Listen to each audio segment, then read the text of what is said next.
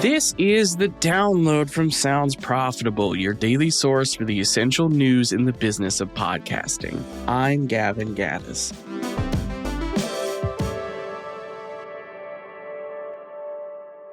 Here's what I've got for you today, Tuesday, January 6th. For our top story, why podcasting is a must-have for rights holders and brands. This is a new thought leadership piece on Sounds Profitable from Sports Social Podcast Network Director of Sport, Jim Salveson. Sports media has evolved significantly in recent years, with a noticeable shift from rights holders working with broadcasters to finding more direct fan relationships. Something that podcasts deliver in spades, as they're an intimate part of the audience's day. And a single podcast episode has the ability to itself be a content engine, as it can generate everything from simple clips for social media to written features based on the episode.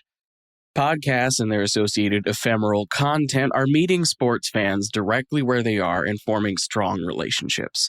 Exactly what rights holders and brands wanting to tap into sports fan bases want. Next up, CMOs on their biggest priorities for 2026, excluding AI. The marketing brew crew, I request one t-shirt if they pick that up and start calling themselves the brew crew, have interviewed a slew of CMOs and marketers about what they're prioritizing for the new year. Since generative AI tools remain the new hotness, they have taken all AI-related goals and put them in a second article. For this article, though, folks at Chipotle, Kava, and MGA Entertainment all share an interest in brand experiences for the new year. American Eagle, State Farm, and Duolingo have a focus on keeping their brands culturally attuned and authentic. All of which are things podcasting happens to be quite good at delivering on. Hint, hint. Up next, podcasts face a major test in 2026. Can they make it big on TV screens? Business Insider takes a look at podcasting's biggest plays for TV in the recent year. In addition to YouTube's growing podcasting presence in recent months, other companies are looking to plant their flag in the living room podcast consumption arena. Of course, as download readers already know, Netflix has shopped around and lined up a slew of video podcasts to take their video episodes exclusive to the platform in 2026. Even before that, Fox's acquisition of Red Seat Ventures and partnership with Tubi to air Crime Junkie episodes signals another big player's confidence in video podcasting. That said, it's not the death of audio. As Sounds Profitable's Podcast Landscape 2025 report showed, a significant amount of YouTube podcast consumers still consume those video podcasts as audio. Adopter Media podcast ad buyer Adam McNeil says YouTube is important for podcast discoverability, as it's a widely used app that has a famously good recommendation engine, but podcasting as a medium is still very much audio-based. Next up, we're in the Eras tour of podcasting. The Los Angeles Times covers the growing force that is podcast live shows. We've come a long way since 2019 when one colleague of mine overheard at Podcast Movement somebody say, dumbfoundedly, "Have you heard there are people paying to watch podcasters play Dungeons & Dragons live?" Now, podcasters are playing D&D in sold-out Madison Square Garden and Hollywood Bowl shows. Amy Poehler just recorded a live podcast episode at the Fonda Theater in Hollywood.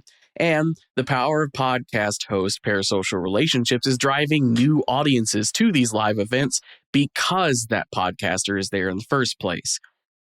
UTA comedy touring and live events agent Joe Schwartz told the LA Times he's seeing indicators that live podcast audiences include people who don't normally attend music or comedy events, and the momentum from that can last a long time, as indicated by the perennial healthy ticket sales of legacy podcasts like My Favorite Murder, The Dollop, or Welcome to Night Vale, all of which have been doing live shows for the better part or over a decade. For the final top story, I got something a little short, but it's important, and you might have missed it over the holiday rush and break and everything else. Meta's Threads makes a play for podcasters and their rabid fans. Meta's microblogging platform Threads announced in late December the platform is rolling out podcast previews, snippets of shows, that play directly in user feeds as part of their larger push to court podcasters and fans onto the network. This follows the earlier 2025 rollout of Threads users being able to link a podcast on their profile so that, when clicked, it auto-opens into Apple Podcasts, iHeart Podcasts, or Spotify.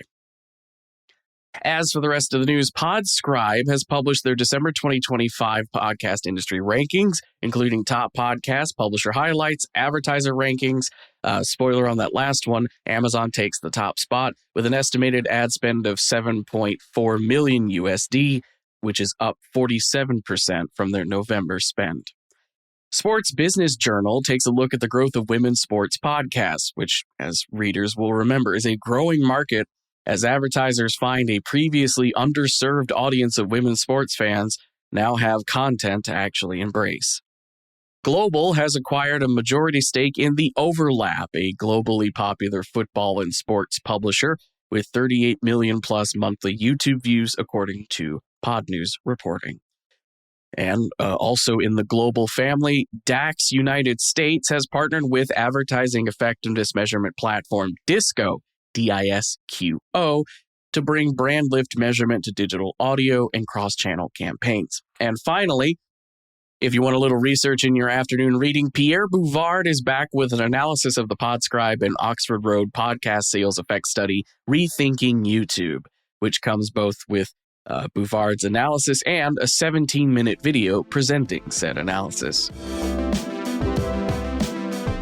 As usual, you can find everything I just talked about by clicking the one link in your show notes that'll take you to today's episode on soundsprofitable.com. While you're on Sounds Profitable, you can sign up for the newsletter version of the show to make sure next episode you get an email with all of the links provided, so you don't have to click anything except your inbox, but you're there anyway.